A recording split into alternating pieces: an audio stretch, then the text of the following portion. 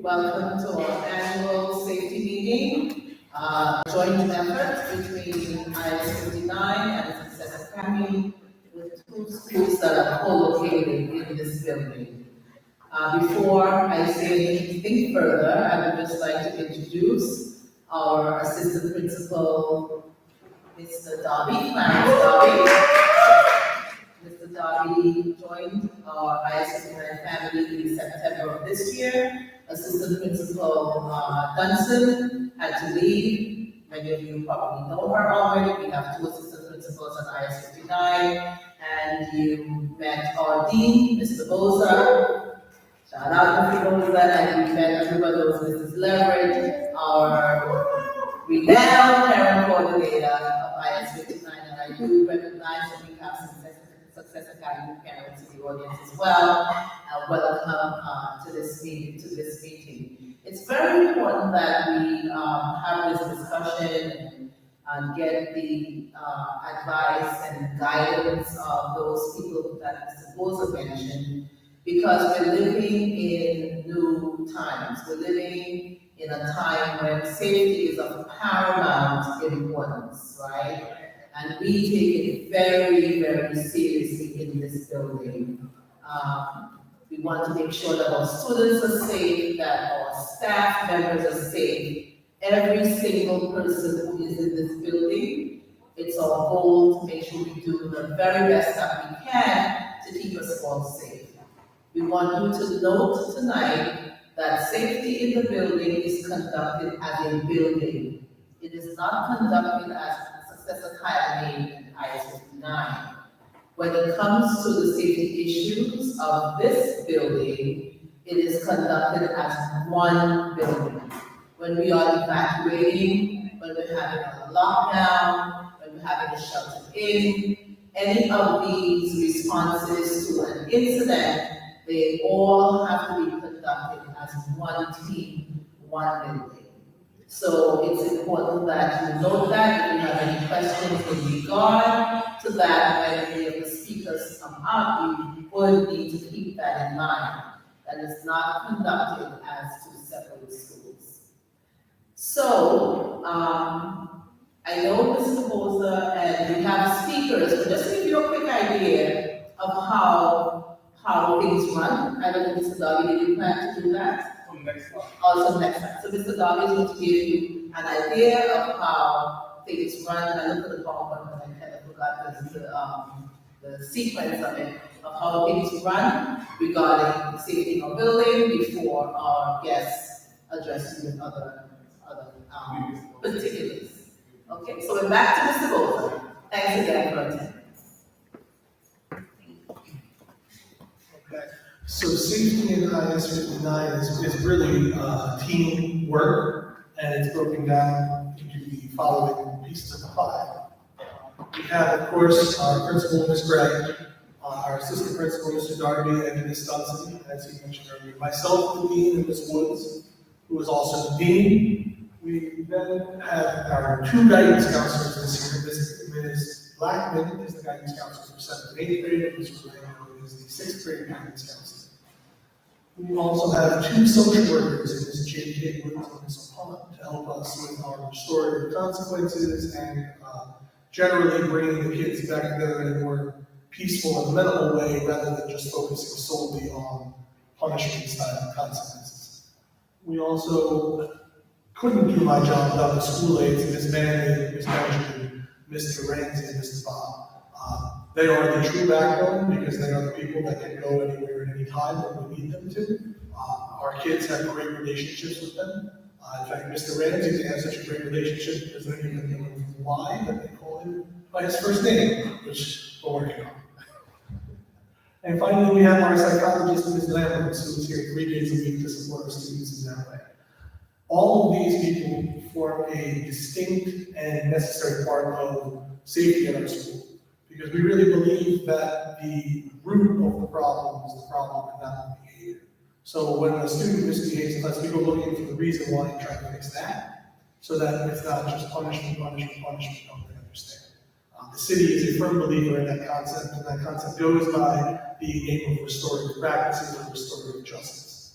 So if two students get into a fight, we don't want to just reprimand them and punish them for fighting, though they will have consequences. We want to find out why they're fighting and make sure that going forward, they're not going to be fighting with each other again. And that's where our social worker, our school psychologist, and myself come in as counselors and ears to speak to and shoulders to cry at sometimes. So now that you know a little bit about safety, I'm going to talk a little about the demographics of IS 59. Forgive me, I'm going to hold the mic here. It's a little more natural for me to not stand behind the podium. Our student enrollment is currently 444 students. We're down a little bit from last year, but we were around 500. We are co-located, meaning we have access to all of the major shareable facilities, cafeteria, gymnasium, auditorium, but we only have classrooms on floor 1 and 2. Success Academy has classrooms on floor 3 and 4. Our population breakdown is 82% African American, 9% Hispanic, and a little bit of everything else sprinkled in to bring us up to 100.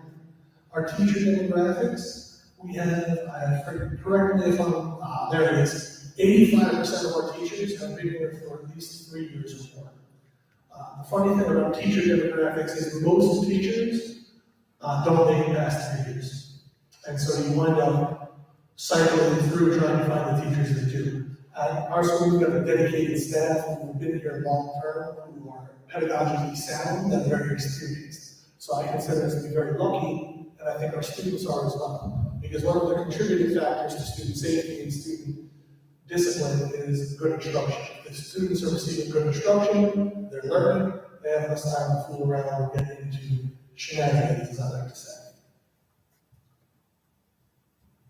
So some important times, and these times are very important for safety because our kids don't get into as much trouble in school as they do out of school this year. I kind of wish this one was after the next one, but I'll get back to that. So as you know, IS 59.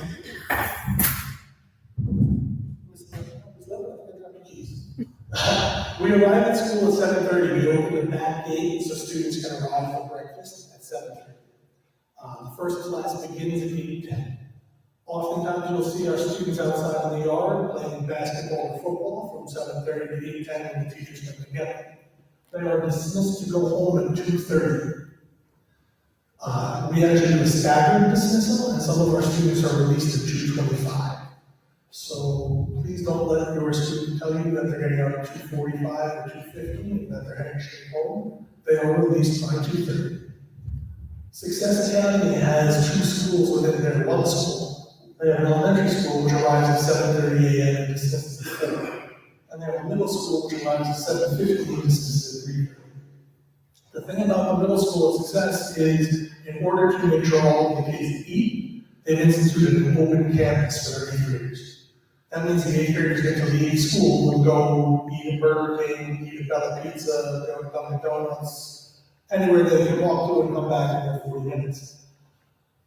While this doesn't really pose much of a challenge for IS 59, those students do come out of the building, so that people see those students and go, those are 59 students. Well, they are, because they're in our building and we welcome all of our students, 59 for Success.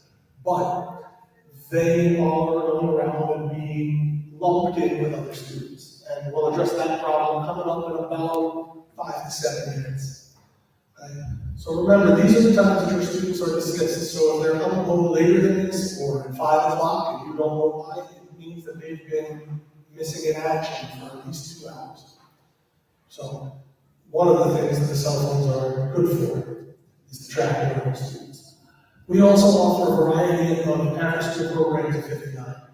The first one, the big one, is the YMCA, and that one is 5 days a week until, I think it's 6 p.m., isn't it? It's 6 p.m., I had that wrong. So from 2:30 to 6, the YMCA is here, the students do study hall, and then they get either crafts or gym time. We have ELA after schools on Thursday from 2:30 to 4:30. So this is to help students study for the ELA exam, which comes up in late April, if I'm not mistaken. April 26th. And that is sort of the determination of have students progress through the year, our students struggling to progress, so we always want our students to do well.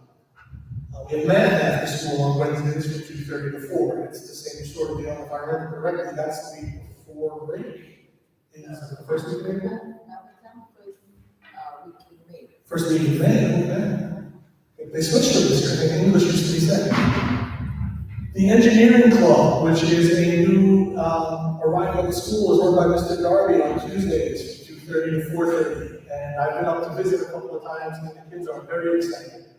They're making cardboard cutout projects now. The kids are learning to use X-Acto knives. They've got cut-proof gloves they're very excited about. Mr. Darby is very excited about it as well. We have, as you might know, a wonderful dance program headed by Ms. Joseph and Ms. Thompson. Some of our students dance with them after schools on Tuesdays from 2:30 to 4:30, Wednesday from 2:30 to 4:30, and Friday. Ms. Joseph, I've written down 3:30. Is it 4:30? It's 4:30. It's 4:30. Okay. And this is important because we had a young lady tell her father she's going to dance on Thursday. He came looking for her, and she was not here. So that didn't go so well for her, as you might imagine. The last event that we had is basketball practice, and we only have the gym one day a week because Success Academy runs later than us, so they use the gym after 2:30. So we have basketball practice on Wednesdays from 2:30 to 4.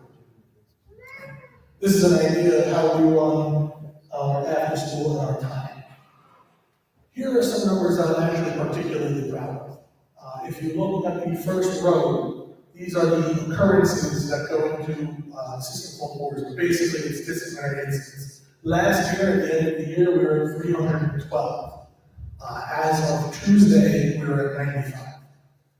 What's particularly important to me to say about this is not an instance of we just stopped reporting things. This is actually a reduction of almost 60% of incidences to this point of the year. We've achieved that by making several changes, which I'll explain on the next slide. But we are moving IS 59 in the right direction, and IS 59 has never been safer or less.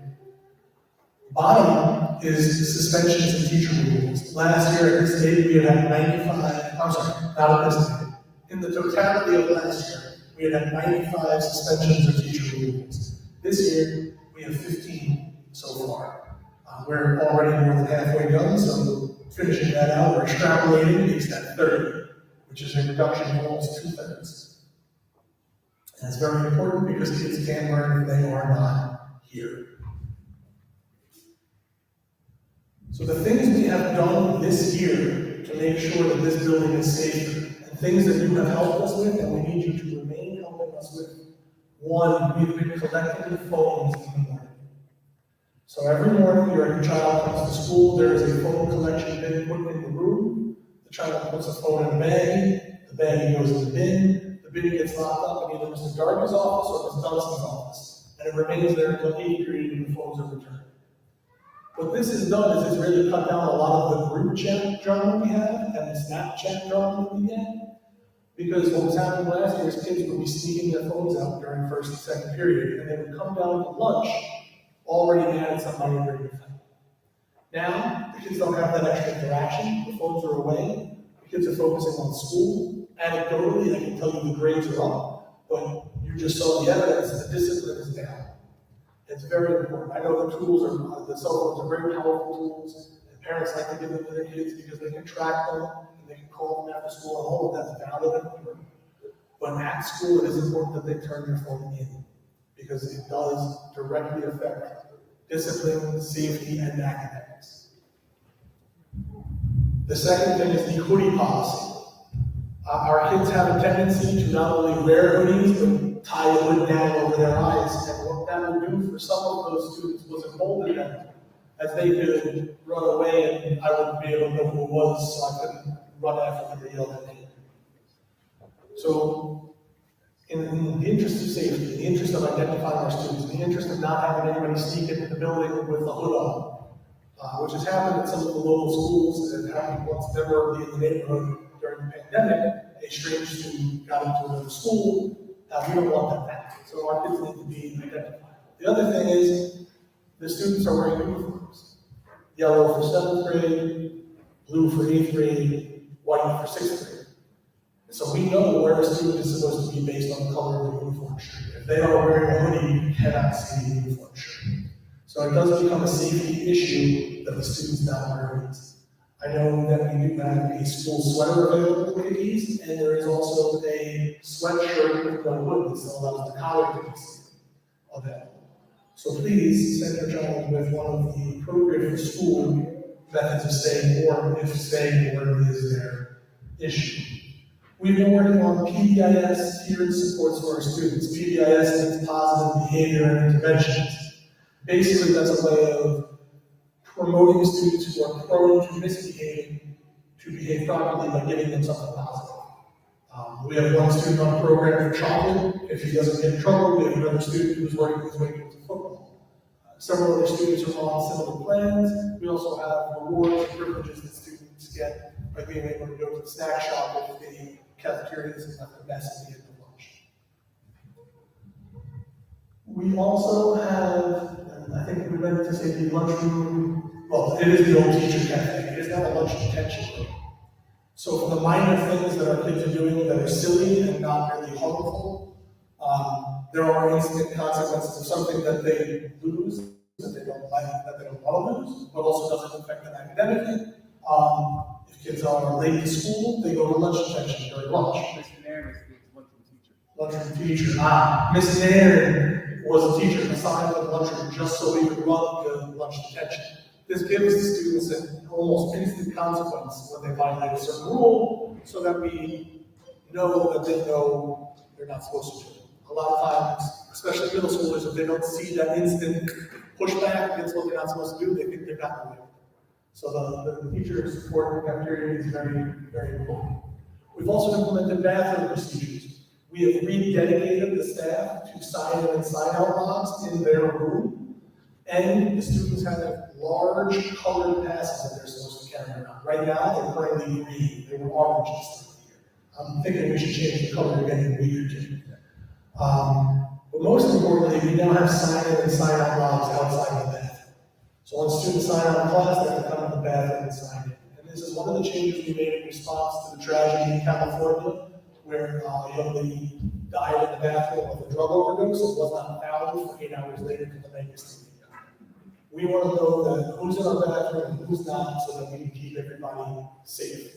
And many of us remember being kids, and we know that the bathroom is one of the places that people go in school to move on. Finally, we've actually improved communication amongst the team, and we've really delineated lines of communication and who goes to what with which incident. And it's really helped us to solidify a plan, and that's really something that Mr. Darby has brought in and helped us straighten out with his years of experience. So I want to thank Mr. Darby for helping us directly improve our safety communication. I know that was a big portion when I was out on maternity leave. I came back and get to enjoy the positive effects.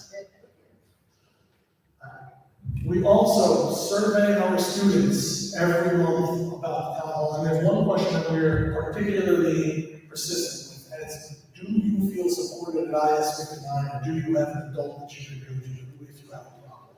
And we're proud to say that currently, we have 87% of our students say yes. That is an improvement over last year's number, and we hope to keep improving it as this year goes along. We do believe that if a student has an adult to talk to, it does help defray and diffuse problems before they become something that the dean has to address. Honestly, it's a little bit about reducing my workload, but it's a lot about helping our kids succeed. All right, so now we get to the meat and potatoes of why we're here tonight. There are several issues that have come up in the community, and what's really been the focus of Ms. Gregg, Mr. Darby, and myself recently has been safety for our students outside of the building. Because inside the building, our students are doing very well. But outside the building, they are running into some problems. So the first one is that multiple schools, middle school and high school, are converging to Merrick Boulevard and Springfield Boulevard, and it's creating conflict. There are kids who don't deal with each other anyway except Snapchat, and when they see each other, it can be on. And we'll go into detail on that. The second one is that the Burger King store parking lot which links with the first, is a hotspot. A lot of our kids like to go hang out there after school. Some of them want to get a burger, some of them want to play football, but there are just a lot of kids there, and it's not always just our kids. In fact, it's usually not just our kids. Third, and this is brought to us by our partners at 100 Suits, there was a rumor of teens possessing weapons at the Burger King the other day. 100 Suits with their violent instructors often sends people over to just sort of hang out with the kids and make sure that what is good-natured hanging out remains good-natured hanging out, and we thank them for that every day. Secondly, there's some rumors of gang recruitment near BK. The youth officers are not going to be able to be here today. There was a serious incident at another school, and their bosses won't allow them to punch in for overtime this evening. So, Detective Gang and the warden apologize for not being here to discuss that. And I don't know if many of you know this, but there is a new smoke shop on the corner of American Springfield, just up the block from Burger King, and they have been selling to anybody that wants to purchase, which unfortunately has been finding its way into our building. So these are the meat and potatoes that we are bringing to you, hope for a little support and some ideas on how we can address them, because they do occur outside of school and after school hours. So the first, American Springfield. The problem here becomes, it is at the convergence of the 77 and the 5. So a lot of students have a lot of reason to be there. They take the bus. But what happens is, people come to us and say, well, your students are fighting at Burger King this. I was over there 2 days ago, and there were students from IS-59, there were students from Kansas Code, there were students from Success Academy, there were 2 students that came over from 270, there were students from Kansas Magnet and from Springfield. And this is where the problem is. We had a young lady from Kansas Magnet come down here and attack one of our 8th graders at Burger King because one of our other 8th graders partnered with her. We know about the issues on that Kansas Magnet. Everybody knows about the issue up there, the shooting 2 weeks ago? No. Okay.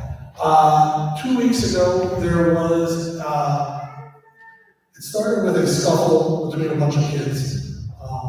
One of the students, who is currently an 8th grader and is a former IS-59 student, but does not go here, pulled out a gun and started shooting. He did hit a young man and a young woman. They were not using that. The young man is also a former IS-59 student, and he is a freshman in that campus now. He was immediately taken into custody and the weapon was recovered. The problem that became on that Friday, there was an alert that went out, and it was from, what was the organization? There was an organization that was something. Yes, thank you, Ms. Mayor. They said they heard about a warning that kids were coming down from Kansas Magnet to, as they call it, spin the block at Burger King. So they were coming looking for people at Burger King. I went over and made sure all of our kids left by about 2:55, just in time to see some of our former kids from high school who were friends with the victim show up off the bus. So the lesson here is at Burger King, it's nice to send your kids to get a burger, it's something to let them hang out and give them some of that independence, but it's not necessarily a safe place, and it's not a good idea for people to hang out. We had another young lady just today told me someone was going to beat her up at Burger King today after school. Well, that student goes to a different school, and he wasn't going to be there till later, so I told the young lady to just go home, you don't need to be there. But she said, I don't like to ride the bus, and my godfather picks me up at 4 o'clock. That's the kind of situation where we need to talk to parents and talk to the young lady and get her on the bus to go home, and get godfather to pick her up early. She shouldn't just go hang out at Burger King and hope the person doesn't show up. And a lot of our middle schoolers, they're treasuring their independence.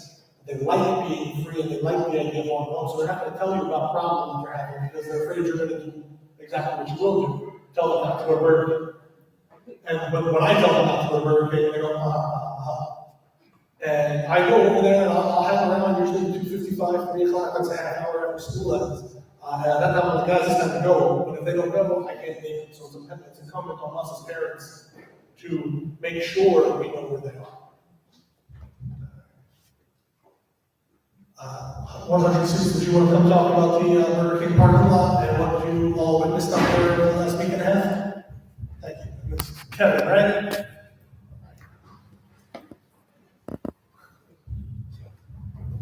Thank you much.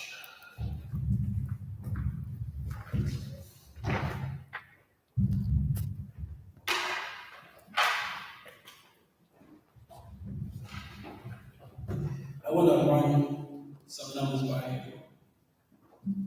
432, 8, 24.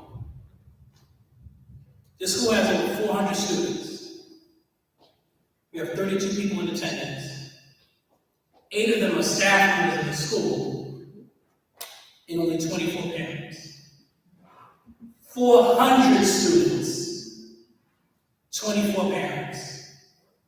Just sit on that for a second.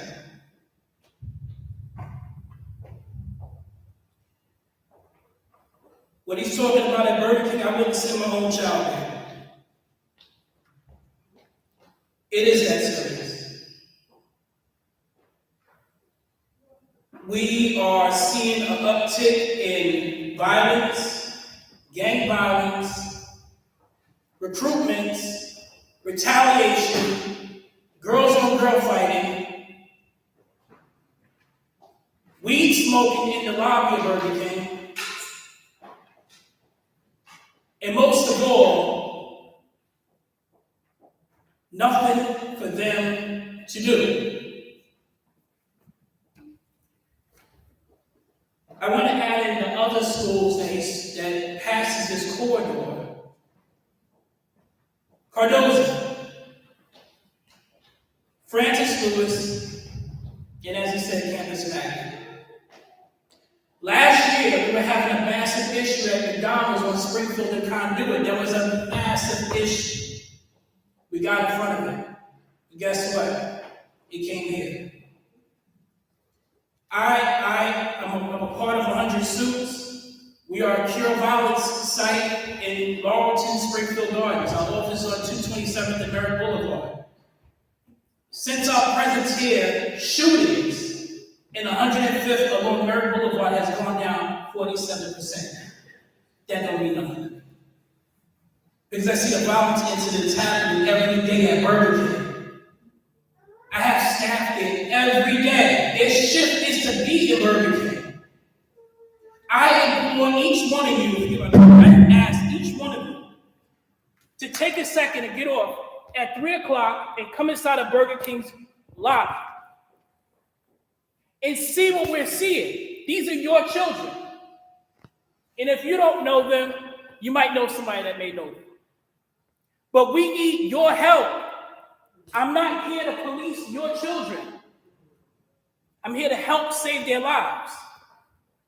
There was a kid that went there with a gun, looking for somebody who stomped out his brother a week before. And guess who was in the parking lot? Nobody else. I need your help. This is disgusting that we have 400 kids in this building and only 24 parents showed up. 9:50 upstairs. It's a joint meeting. This is crazy. It's not us. No, We need to figure out why they don't come. I'm not arguing with who's here. Don't take it to offense, but I'm gonna be honest with you. But it is an issue, and we need to figure out how to get more support of the parents because it's a big problem. I agree, but we need the parents who are here. Sure, if you have an idea, if you who's here right now, walk with me to Burger King at 3 o'clock. Do you have any idea how I'm gonna change the trajectory from that parking lot? Because what we're seeing is young women fighting. I get these videos every day. I have one of the most tragic stories. I have a 13-year-old who goes to a local school here, who a 16-year-old girl came and grabbed her up. And to see this young girl, 13, so scared for her life, and run away on this corner. The trajectory would change if we show up. I'm not here to do a motivational speech. I'm here to ask for help. My staff is there every day. I have violence interrupters inside of Burger King every day to prevent our young kings and queens from harming themselves. But we cannot do it alone. What we're noticing is that there are shifts and waves of young people coming to this Burger King. Because you have the 59, the 270, and the 231 crowd coming. And then after that, you have the high schools are coming.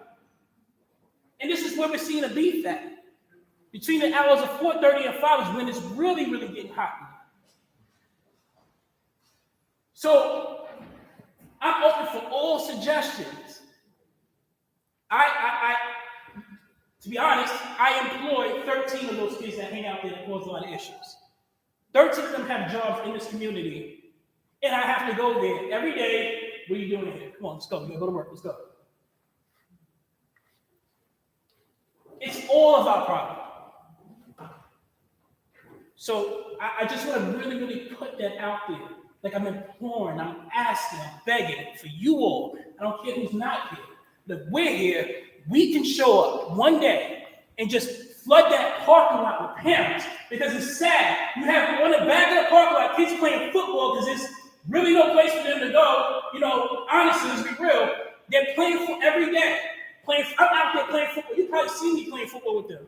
And in the parking lot playing football, they can easily get hit by one of the cars in the drive-through. Then you got inside Burger King, where we have to have violence interrupt the station where the jungle gyms are at, because that's where they're hanging out and rolling weed in the middle of the day. Then you got the other side where you come in at, where they just regular kids want to go and get a hamburger and hang out with their friends. It's not fair to them. It's not fair to them to have somebody coming in with a gun looking for somebody. That's crazy. But this is what we're dealing with right now. So to answer your question, if you want to help us come there. Help us pluck out your child if it's not your child, but help us get one of these children off that corner. Yes. I would just like to know, when we get there with these kids that are supposed to be so dangerous, what do you propose I do on Sunday? Well, Two girls are fighting, what am I supposed to do? Like, seriously. right. First, we're not saying these kids are dangerous. That's not what I'm saying. It's dangerous if you're sitting here literally saying that there's a problem and the kids are fighting, and people are shooting at Burger King, and they're doing all these things. Whatever, well, there has been a shooting around, and that you're concerned with what happens at Burger King, and you think it's not safe, and that's why you're there. That's what I'm getting from. So I'm like, we know the problem, so I'm like, what do you propose the solution? What do you want parents to do? I feel like I'm here. I care about my child's safety. They're not here. They don't care about their child's safety, clearly. And if all the kids are there going to Burger King afterwards, the people at Burger King doesn't care. No one cares. The police don't care. So then what am I supposed to do as a single parent? I'm not trying to lose my life in the Burger King parking lot. So I feel like it should be a better plan. And I feel like maybe survey the children how they feel and let them have a discussion with their parents. And maybe people out to school make it a big deal and make projects and everything around safety that they have to take home and do with their families, because the message is not in it clear. All right, so can I be very honest with you? Yes. We don't have that time. Okay, well, it's not, apparently this was an issue last year. No. My child's 6th grade this year. We're talking about what's happening now. I'm talking about every single day this week, especially Mondays. When whatever happened over the weekend, they're coming back with a vengeance to that store. I've, just for record, have reached out to Burger King. I've asked them to shut the doors from 2 to 4. I've had arguments with the district manager, and his word to me, quote unquote, that's our peak time. That's our peak time. And this is a brother. And I think what she's asking is, what exactly are we asking parents to do? So one is, absolutely. So one, we can host a workshop and show you how to de-escalate the I'm issue. not really asking what parents want to do. I'm not really asking what parents to do. I'm here to protect my safety. I'm saying for the people that are not here, that are the 400 that don't care about their kids and what they're doing, how do you reach those people? You understand what I'm saying? Those are the people that we need to target because it's their kids doing it.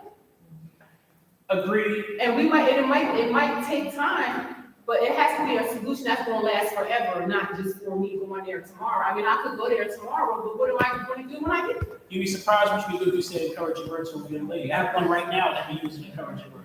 Well, Quite honest with you. And we only have one outreach worker that's a female. okay. Well, I can help you with that, but I wanna, it's just like we're sitting here to ensure our children's safety. I wanna ensure my safety, and I really don't wanna,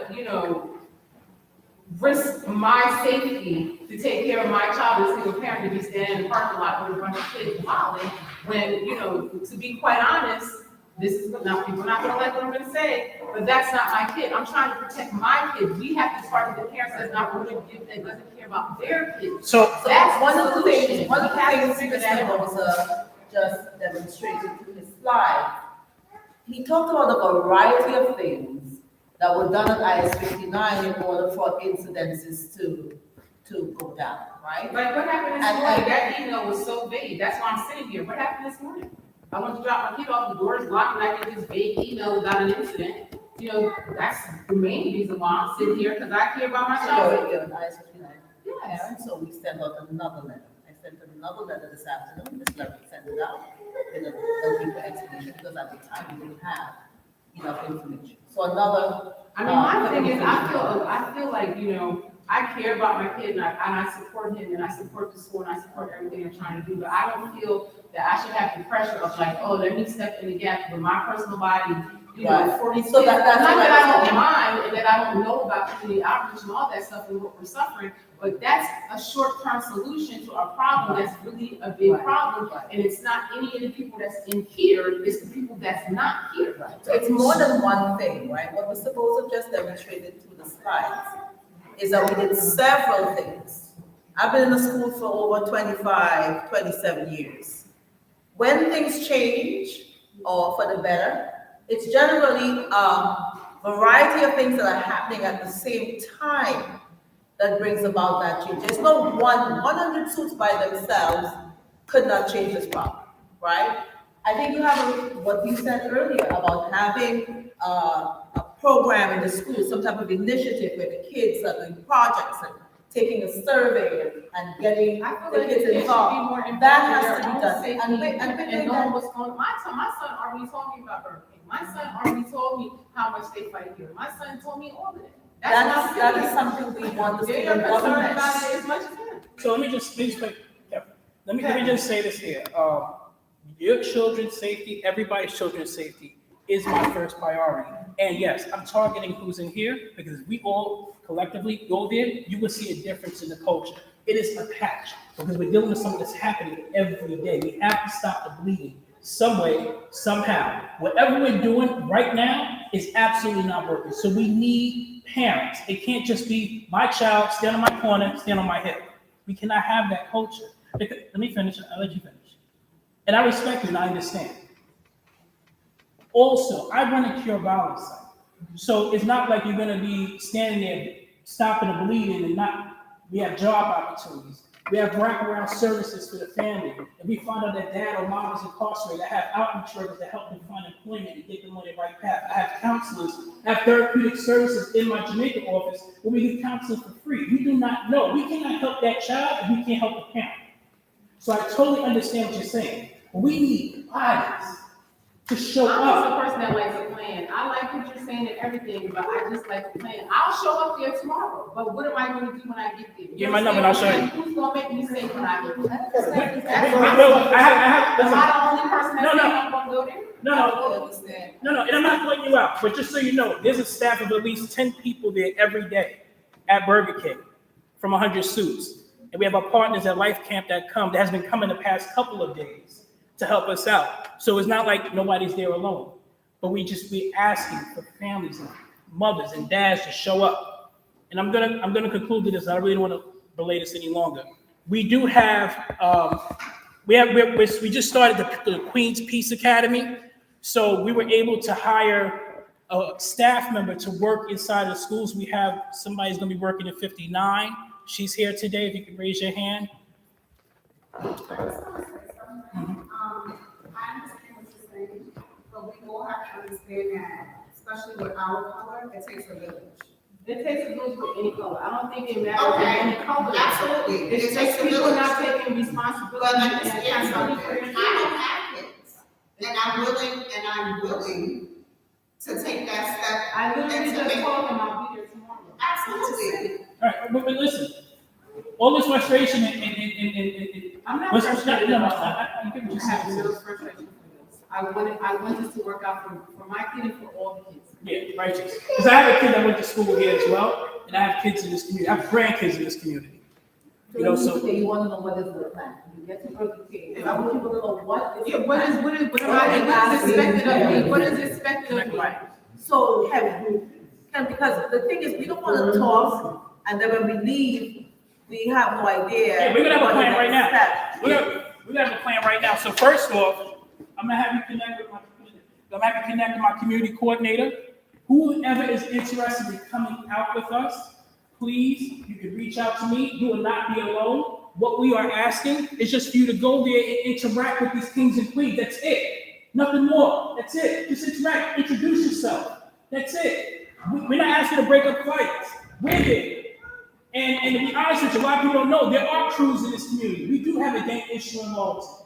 We have relationships with them. Are we going to train, because Yes. when you go out to interact with other people's children, that may not always be a pleasant Yes. experience. Yes, absolutely. So there needs to be some type of training where parents have an opportunity for Q&A, to get certain questions answered. What's that narrative going to sound like if I'm going to approach someone else's child? Absolutely. She's articulating what I'm thinking. I agree, it will definitely happen. I agree, definitely happen. I want to bring your attention to one other thing. So you have Dunkin' Donuts on Springfield. What the kids are doing now is that they're going where Dunkin' Donuts is. They used to fight there last year, I remember that. They're going downstairs in that little well area, and there's about 6 of them, there's space for at least 6 or 7 of them to go there and smoke their weed, or whatever the hell they're doing down there. They do that often now.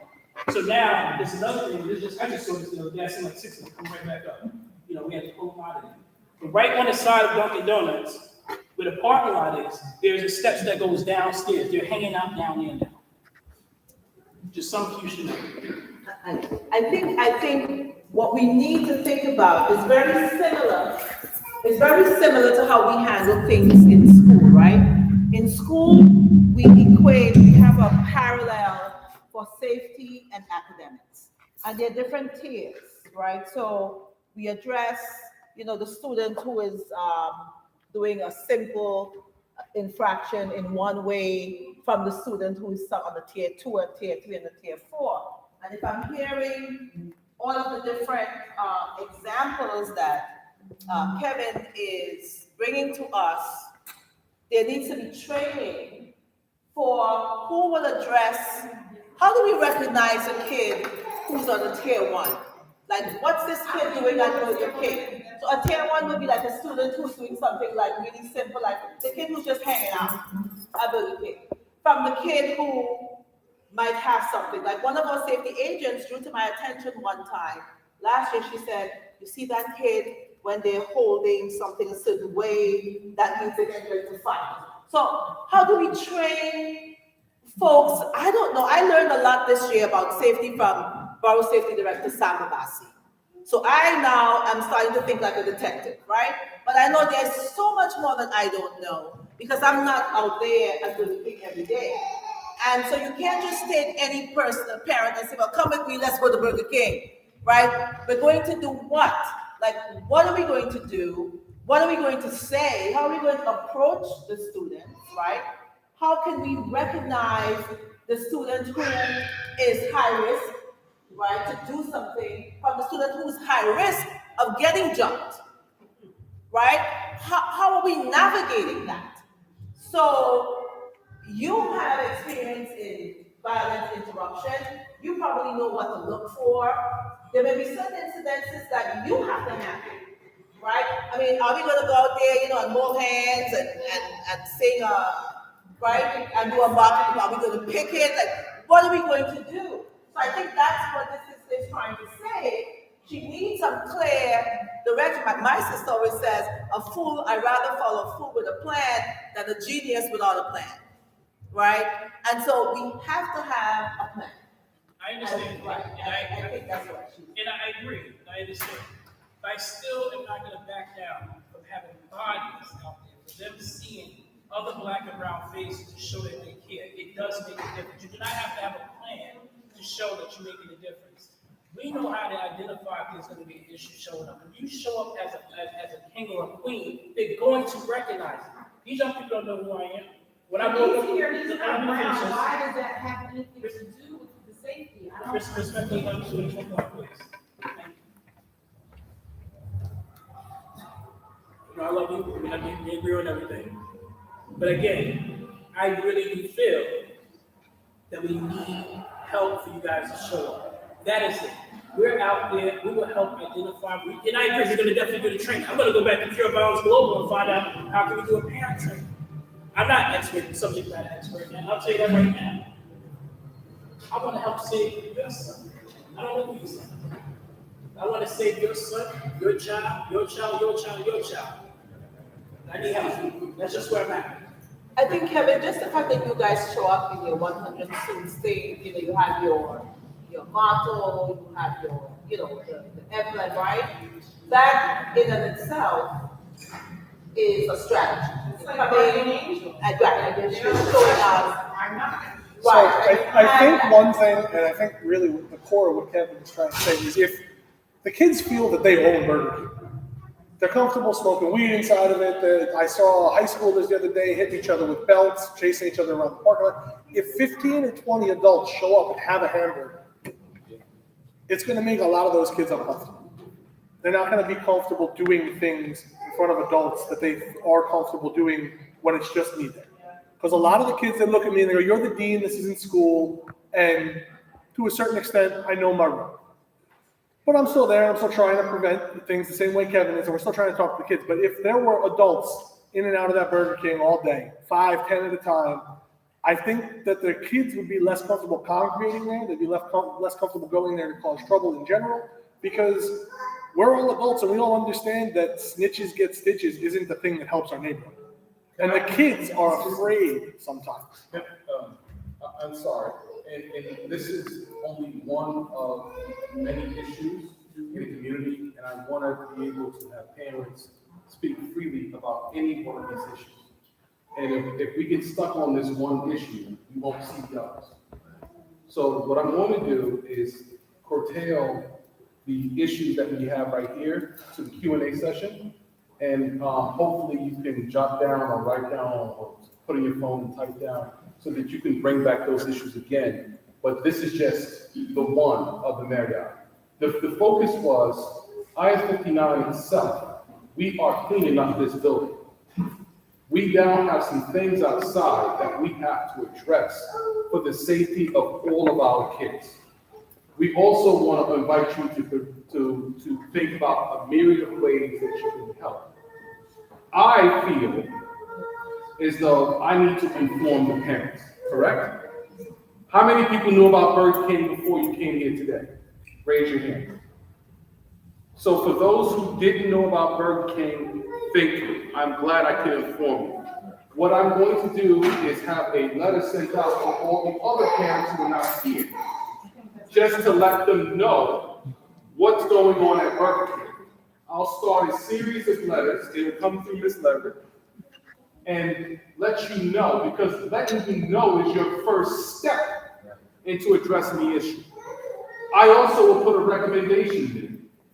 My recommendation for Burger King, and I'll let you know today, is if you can have your child not go there during those times, then you just don't do it. And so therefore, having those kids there, wait, because I was upset. I was on the same video call with Kevin that day with the manager at Burger King. And when he says, I gotta talk to my owner because they're independently owned, and he doesn't want to close his lobby knowing that these things are occurring. What about skipping over him and going directly to like Burger King? That may be something we can discuss, but the triage, we're bleeding right now. The triage is to stop our kids from going. He doesn't make any money. Now he's coming to the barbecue. That is our first step. I think that's a great idea, and I think a lot of parents might not know. Now, I know that we have a lot of things going, and I'm going to get that point across. I'm over there tomorrow. Can we get to the next point? The next point, Kevin already sort of looped in. This is not a team, but this is the kind of teams that look like outside that our students have to see every day.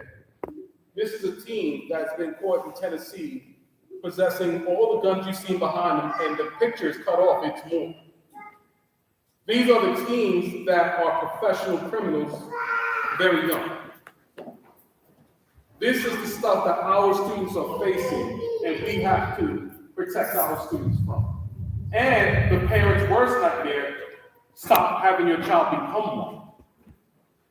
Okay? Go to the next one. Smoke shop. You want me to handle that? I got it. Sure, no problem. The smoke shop, which opened 2 doors down from Burger King on Merrick, I mentioned it quickly at the beginning. They are selling to our children. They have confessed to Ms. Turner that they have been buying there. We have caught 4 to 5 vapes. The vapes are very difficult to catch.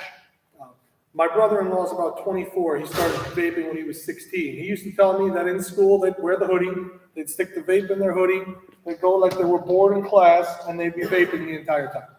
And because as long as they were blowing the vape back down their sleeve, it didn't come out. And if you weren't using a scent, nobody smells it. So Ms. Turner would tell you that they're full of heavy metals. Ms. Turner's our SAPIS worker. They're actually terrible for our children as their lungs are growing and adapting through puberty. So this is basically the worst time for our kids to try this. And they've been selling since September. We've been in touch with our youth officers and the 105th. They have undertaken a raid already, but the result of the raid is basically just a really large fine right now because there's a loophole in the city laws. And apparently they're making enough money to pay the fine and move on. We're starting with Ms. Turner. She's visiting all our SAPIS workers, visiting all of our social emotional learning classes and helping to teach the dangers of vaping. That's obviously a crucial first step. Having that backed up at home is another important one. And just the other day, I caught 2 girls in the 8th grade who I would never have thought were doing it. They were out on the schoolyard. I'm blowing a whistle for everybody to come in. I watched one girl just do this. Whole cloud of vaping. What grade? 8th. Doesn't that sound like Caught a 6th grader. problems are now filtered down to the middle school? And then what do you think is going to happen next? It's going to filter down to where? It's happening. Elementary. It's happening. I have a principal friend who told me that she had 4th graders there. So therefore, and if they don't get it from this store, let's make it clear, Go buy it from a friend who can get it. they'll get it from Big Homie around the way. So as parents and as school officials and a parent myself, I am thinking of ways to suppress that. And it could be through education, but I think when we teach the kids, they love to regurgitate information back to us. However, when you watch what they do, does it match the right answer that they may give you? So they might say, I don't want to smoke. Smoking is bad for you, as they smoke somewhere in private. Yes, ma'am. I have a very question based on this workshop here. The students that we were smoking, did they confess that they got the weed from the shop? It was a watermelon ice vape, but yes. So if they confess that they got it from the shop, they're around their age, and it's reported to the police, then how is it that they're still in business? Well, they closed down for a little while. They received a fine. They opened up again. Now, you have to understand that when you see some of these smoke shops' names, pay careful attention to the name. Some of them be opened up as a different business name, smoke shop number 2. Some of them say we're under new management. My cousin. Whatever it takes, they are attuned to the laws that we have here to continue to do the things that they do because they don't care about our kids. They care about the profit. They have lawyers, they have everything to make it so that they can stay in business to do that. My suggestion, that's what we need to pick. Let them find somewhere else. Yes. There's a follow-up question on the same topic. So those students who were caught, did you reach the home, as in the school or social worker or whoever is responsible, find out the type of home or the type of area of school or that these students are coming from, that they're coming from, or the type of parents that they have? Yes. Long story short, yes, absolutely. And I spent about a half an hour talking with one of the girls' mom outside, walking her through the whole discovery as she looked at her daughter and called her alive. So these are, I would say, good girls from good parents who decided that there was a vape at school and they were going They to were try. in the experimental stage, and they got it. And the boy that they liked was doing it, so they tried. There we go. Yes, sir. Let me just say this, and I say this to everyone. First of all, let us thank everyone for coming. Let us thank us experience. Second, as I stated before, and I'll say it again, I have control of my child. I have control of my child. And yes, I want to help the next parent. But I do not have that authority and training to help that other parent with their problems. What we gotta do, and what I keep telling the school, I would put 100% into a workshop, into going and reaching other parents to have a general conference with parents in this school. The other thing is, I saw in the invitation, you guys said that you have a congresswoman who's here. She was supposed to be in, but she's not in today. We have to picket to vote them out. That's simple, because they have certain authority with the police communities. I spent 21 years in law enforcement. The police community is who's responsible for this. They're being paid for that. So when a situation like what these guys is dealing with, the community policing group is who's supposed to be there helping them out with that police uniform. And if they're not going there, then that is an issue need to be brought up with the Congress and council people. So if we get on their back that they're not doing their job, and we're going to say, well, we're going to protest to vote you out the office, then you would see attention here somewhere else. Yes, we got a lot to do, but can 400 parents come and cheer? That's it. But those are the points, no. But listen, parents we are trying to reach are not educated. They're not so. And that's why I said conference has So to we be can advertised. conferences and we can do seminars, they're not attending. Excuse me, sorry. I would love to have the Q&A session with staff at our last point, okay? And I'm going to run an open mic for each parent who has something to say it. And if you want to use without the mic, it's fine. But I recognize that we have to get one last issue in here. Today, we had an event. Now, this event will cause our students to go to what's called a shelter in. A shelter in is when we lock all the doors to the school and nobody goes in and out because we had a call from NYPD letting us know that there is a gun in the neighborhood.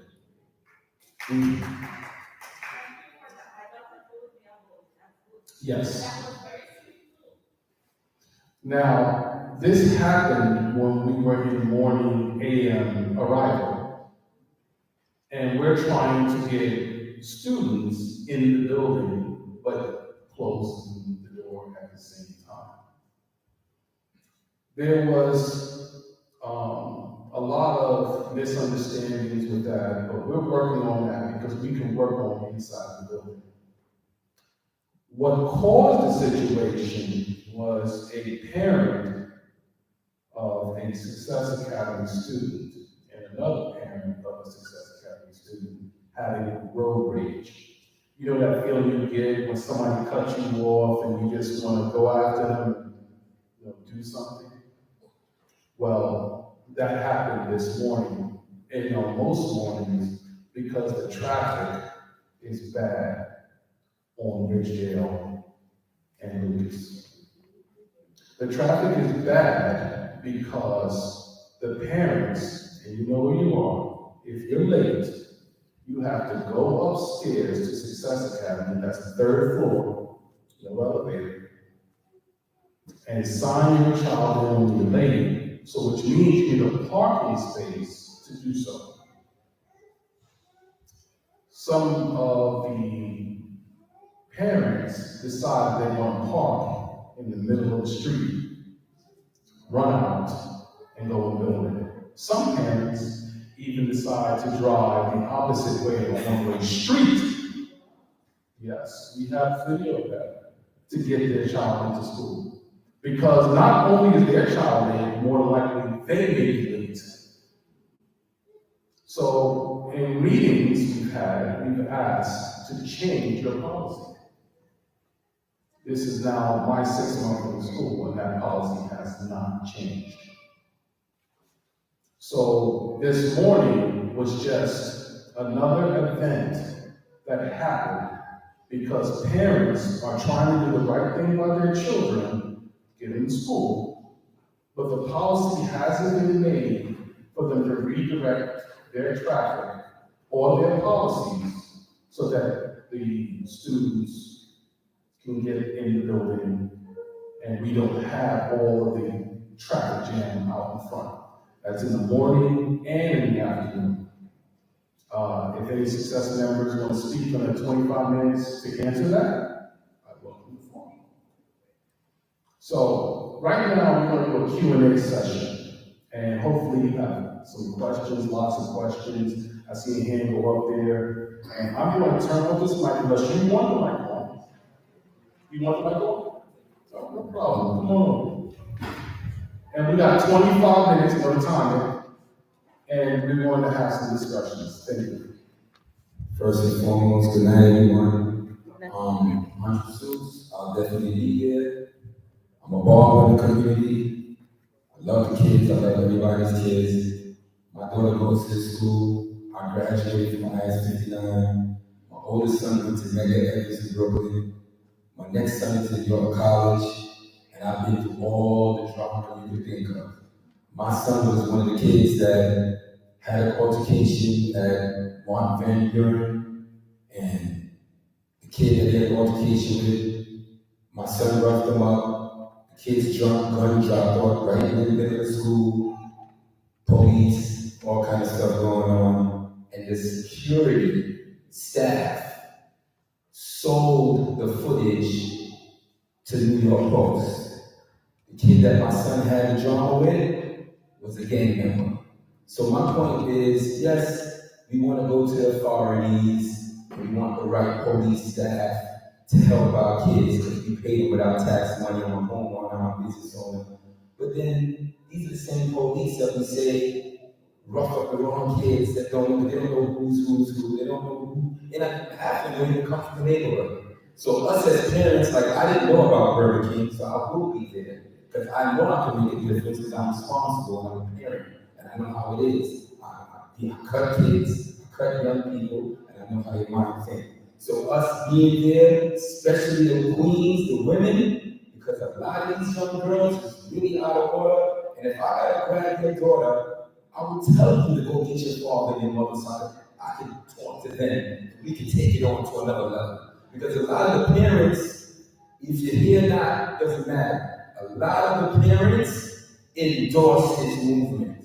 They endorse his attitude. I know it for sure. I've been having altercations with parents before because their kids having another fight with another kid, and they come to the school to fight.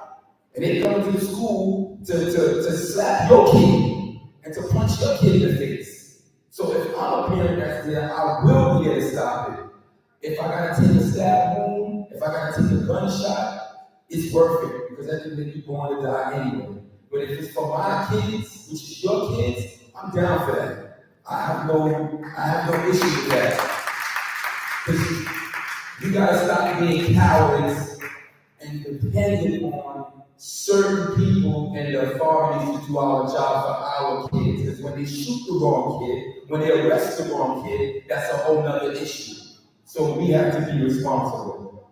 Yes, we need training. Yes, we need more training. Not every parent can do what you can do or part of what I can do, but the presence. Because when I was going to school, if I seen an older gentleman in the store, I act different. When they see a uniform, they act different. When they see my man right here, and he's a representative of how we all look, or we dress like this, and I'm telling them to chill and stop, it makes a difference. But we need both sexes. We need females, we need males. Y'all out here, but we need more females because it's not just the young boys. It's a lot of it is the girls. My daughter's here with me, that's why I brought her so she hears. It's a lot of the young females that's fighting and doing a lot of stuff. So don't think everybody's innocent. So we responsible. I'm responsible. I feel ashamed that I didn't know, and I feel ashamed that I haven't been there. So you definitely see me.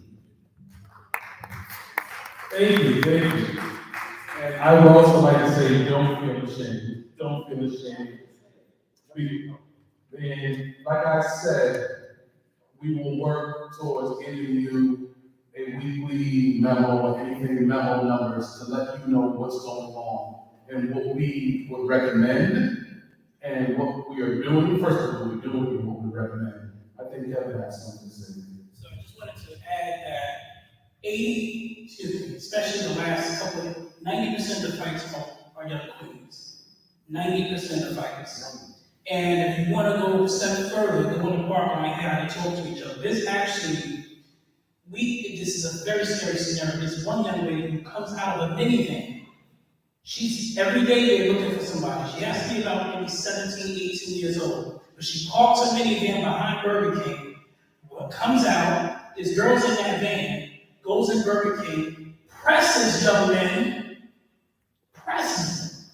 and then runs back out. This can happen 3 days in a row. This is what we're dealing with on a day-to-day basis. So I tell you, we definitely need the presence. Training, I agree. I 100% agree. That will happen. And I'll put a period on that. I'm gonna say this last thing. I'm not big for allowing us to be having a police side young people. I'm not with that. Because we have too many things in Queens, our community, to prevent situations in our own communities. I'm gonna go a step further. There was something from Burger King to have the officers at the 105th arrest these young people. Guess who was on the phone with them, giving them pure hell when I found that out? They wanted to arrest the young people that trespassed inside of Burger King, giving them records. Again, guess who was on the phone giving them hell? So I don't care about none of that extra stuff. It's our bodies that are needed, our presence are needed, just like a black father, a black mother, or whatever color you may be. Your presence in that child's life will make a difference. Your presence at Burger King will make a difference. We will get you trained. But I'm telling you now, we're not going to rely on other people policing our kids. We can police our own.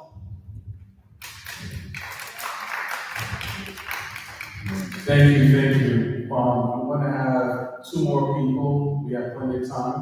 I would also like to say that thank you, Kevin, for that. There's multiple ways of entry in the situation. Our recommendation as a school is don't see the child hurt. Kevin's recommendation is come on over and help support. You make the choice, unless you have another choice. Can I have the parent in the back in the green? Would you like to come up to the microphone? And I can hear you from here. Good night, everyone. I would first like to say something about, the traffic around I-59. I am a parent of children at Sutherland Academy. We do acknowledge that there is a traffic problem. I feel like we cannot constantly blame Sutherland Academy parents only because I have seen with my own eyes other parents doing some of the things that you said, parents driving down the street when they know it's a one-way. We have been trying for the longest to actually have around here on Lucas Street to see if it can be turned into a one-way. Because it's actually a dangerous scenario where our students can get ran over because a lot of the times there are parents speeding up and down the block. I was kind of happy to see that they put, the speed bump on the road. That kind of deters a little bit of the speeding, but it's still a problem. We still need together as a community and just, like the girl was saying, these council members, we need to bring it to them and have them like, listen, this is a dangerous situation for these children around here. And what needs to happen is if something like this happens, we need to turn these streets into one-ways. The community where I work for the DOE, I'm a teacher. The communities around where I work in Flushing, and a lot of the schools around here, what they do, they actually close off the street. They block these streets off. There are absolutely zero cars that can get down any of these streets. So parents have absolutely no choice other than find a park way away from the school and walk your child down. I have never seen this in our community, where we are able to block the streets off and have our children safely come into school. And I am not just speaking for Success Academy parents, I'm a parent of this community. I believe that all the children around in our community, we are responsible for all. So for myself as a parent council member, I push heavily for parent involvement, and I push heavily for us not to see it as, it's 59 against Success Academy, or it's Success Academy against 59. We're all a community. We're in the same building, and I feel as though we should be able to come together as a community. I would like to say one thing.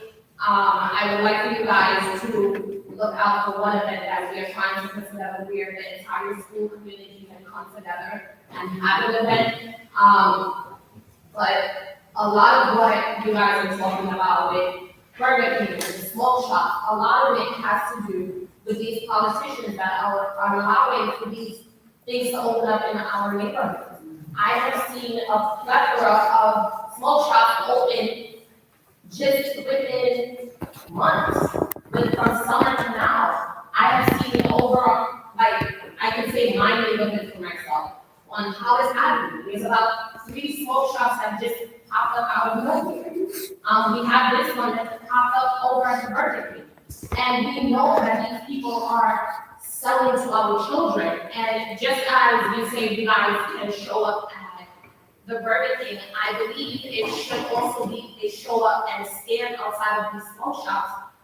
And I believe that will deter a lot of the kids that even show face at these shops. I know there's a concern with parents approaching other people's children, but I also think that we need to learn how to approach these children. Because I have seen in the morning time at the Dunkin' Donuts where, these kids, they're teenagers. They're violent at times, yes, but we're the adults. We have to learn how to approach them and how to de-escalate certain things. I have seen where, a kid, they see a bunch of their friends already on the line, and they decide to just jump in front of the line. And there are a bunch of parents waiting at the back, and I have seen where grown adults have actually tried to get into kids' faces, and I'm like, whoa, let's not do this. There are ways where you can approach the kid and say, hey, you guys, yes, your friends are here, you guys aren't here, let's just like everyone else, get their check. You guys can go ahead. I have had to de-escalate situations in Dunkin' Donuts myself. So I feel like a lot of us parents have to learn how to approach these kids. And if you get angry and you don't know how to approach it, I say just leave it alone, because a lot of the times you approach one of these children that are, wilder than the other set, and you approach them with the same energy that they have, then it becomes a whole shouting match, and then everyone is like, well, this kid is disrespectful, and I'm not going to talk to any of these kids, I'm only responsible for my kids. I'm like, no, you're responsible for everyone. I think you should all look at it as such. Thank you. You said a lot, and I got 3 things that you said. Number 1, you said that we should be able to approach our politicians and advocating for street closures or street changes that will allow the traffic to be a lot better. You also said that you believe that we should be out there redirecting kids who enter into these smoke shops so they don't even think about that this is a place I want to go. And finally, we talk about student de-escalation, where some parents may not be comfortable, but there's a way to handle that. Thank you very much. And on to the next parent. Yes, I just want to briefly just state that. 1 minute, we got 13 minutes left, so we can cut down to. No, we got 13 minutes left, and we can hold it down to one issue at a time. That'd be great. Okay, I had several things I wanted to mention, but the main thing I definitely just want to be sticking with is that I don't think we give kids enough credit. I talk to my son all the time so he can have discernment about what's the right thing to do and what's the wrong thing to do and why things are the way they are in the community. It's like it's a psyop. It's a scam to get you to fail, you know? And I feel like if community-wide with both schools, if there was a way that everybody could work together to teach the kids the reality of their situation, of why that smoke shop is there to poison you, why they don't care that you guys beat each other death in Burger King. It's a scam, you know. And I feel like a lot of the kids don't really realize that it's a trap. And you're with a bunch of other kids that are ignorant. I just feel like the parents are ignorant and the kids are ignorant. You know, and I know people are thinking like, oh, we need an immediate solution, and I'm with you, Kevin, I swear. However, it's gonna take more than that. Like, I feel like the kids just need to be completely re-educated. They just have no discernment. They don't understand the reality of what they're really facing and why that smoke shop is there. That's poison that they're giving y'all. Take. You know, they're putting fentanyl on the weed, y'all. You understand what I'm saying? You're gonna take that and you're gonna be addicted to it forever. You know what I mean? So it's like, I just think they don't get that. And I feel like to attack the parents that are not here, they ain't gonna never be here. We have to want the kids to want it for themselves. Do you know what's more powerful than the parents saying something? Hours of TikTok videos and student peer pressure. The students, when they're in this age, it's almost in a cycle of natural that they want to be defiant to their parents. And that's why they want to do something. And we want to make that phase as short as possible. Yeah, if you go, every parent here has gone through a teenager. And if you haven't, consider yourself blessed, where they just become defiant and they like to listen to peer pressure or their peers, and they like to follow. Like if a person is smart but the people are stupid, they would like to follow those blind people into things that they should be smart enough to stay away from. But they can't help themselves because they're in the depression mode. Because I know this because we've had the data to tell us this in one of our data surveys. Don't just say the data. Don't get me started on that. Let me just say this. I'm just gonna leave it right here because I haven't got it. But I'm just saying, I just feel like we've gotten over it. Like, I feel like we literally are back where we started, and like having, I feel like he has the best solution to the problem. And I feel like if we can work with him to figure out like how, like everybody's expressing how to deal with the kids and how to approach the kids and what we have to do to be safe ourselves and try to keep them safe and say what they need to hear, I'm for that. But at the end of the day, I just feel like we just keep telling you the problem over and over again, and I don't really seriously understand. Well, could we just summarize? I think we heard several voices, and we heard several really good. I heard several problems. Right. I feel like that is a solution. Well, we have a parent who knows he's not going to join the forces and Burger King. Right. I feel like that was the solution. That was the solution. We need more females. So I heard several things. I heard that we could have additional solution. I don't hear anything else with the school. You had a solution. You talked about, and I'm saying that's something the school should do. Right. And that's the only thing that I heard. Right. And there was one more thing. There was a solution to the traffic plan, to shut down the streets.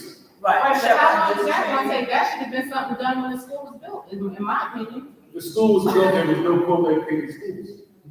They didn't have certain issues. I'm just saying, the school's been here for a long time, that street has always been like that, as far as I know, and I just feel like that's something that could have been done a long time ago. And that's gonna take, any legislation take forever. It really doesn't. It just depends on the right phone call, the pressure. So then that's really not an issue, then if that's easy, because to me, the street, that's dangerous, just, the kids getting shot, stabbed, beat up, bullying, all of that, I'm concerned about that. Yes, did I? Wasn't for a crossing guard. Yes, so the city is, currently they can't hire, they don't have the amount of people crossing guards that they need, there's a shortage. They have a application out for crossing guards, and they invite people to sign up so that we can get them trained and out there.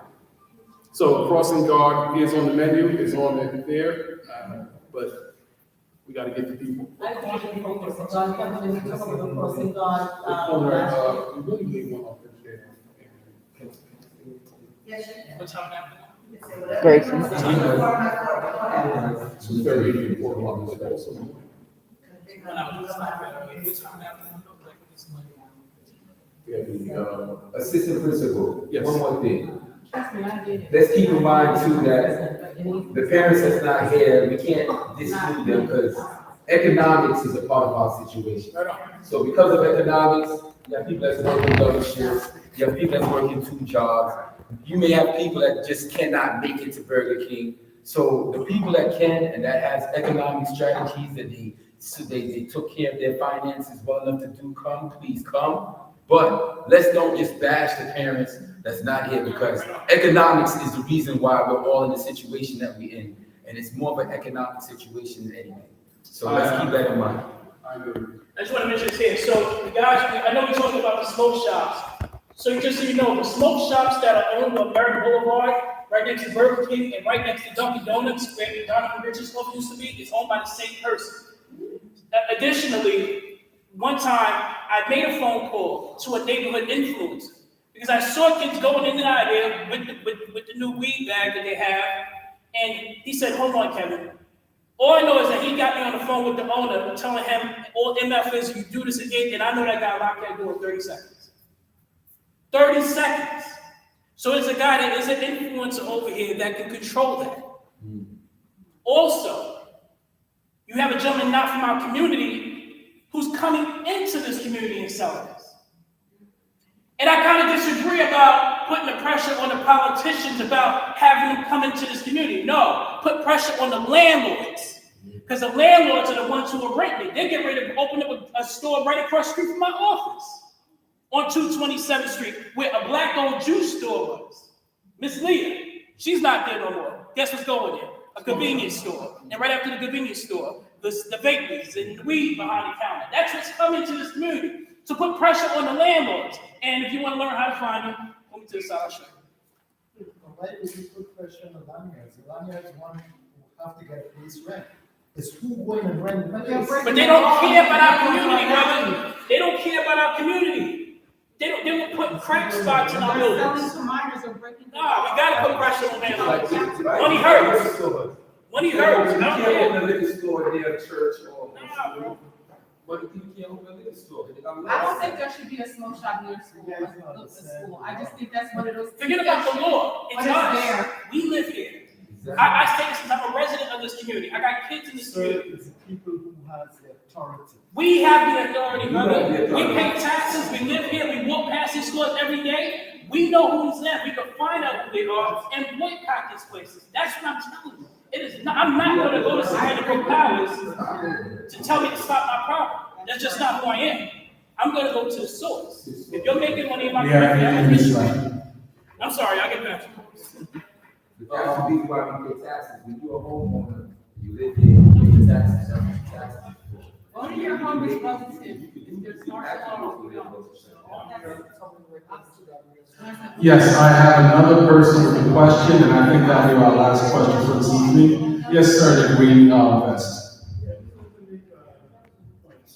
One, I think the root of the problem, all of you have spoken about, to me, is the byproduct of the root. And the root of the problem for me is parenting. If we let our kids know that their journey from primary school until they finish college, their journey is education. And that everything they do must involve that. And help them to realize that, as my parents used to say, when you leave this house, you're representing the nets. And I tell my kids that every day, whenever you leave this house, you're representing the nets. And not only are you representing the nets, but you're representing the Black community. Let's lift the Black community up. Conduct yourself in a proper way when you're at school, when you walk in the street. Respect everyone. And something was said about policing. I believe that if you don't police the kids, then the police will police the kids. We have to police the kids. We have to police our kids. And I have a policy in our house. There are times when we sit down for a family conference. Let's have a family conference. And I have a subject matter, this is what we're going to discuss. And I let my kids participate and they share their ideas. We discuss stuff. We talk. I tell them, listen, whether it's hurting you, whether you're happy, talk, express yourself, just be respectful. That's all. Because I want to know what's going on with them when they're outside the country. And then lastly, if the school gets to be open at 7:30, I think it should be open at 7:30. It shouldn't be open at 7:45 and 7:50 because there's even a room for things, bad things to happen past the time. I think the gate should be open so that the kids will be able to get into the school and not past that time. Thank you.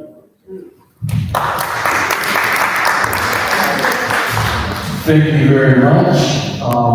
Right now the time is 7:37. I can't see that clock, whatever it is. I want to thank you for your participation in tonight's Safety Town Hall. I think it was very important for you to understand the issues that are outside this community. I think it was important for you to understand the issues of inside this community. And I would also like to say that it's important for you to share the information that you have with other parents. So that means if you know somebody that wasn't able to get here and their parents or students in the school, share what you heard during this town hall. At this time, I would like to say that this town hall is over. If you haven't signed the login, please sign the login so we can get all people, everybody that's in here should sign that login. And I wish you a pleasant night. Thank you.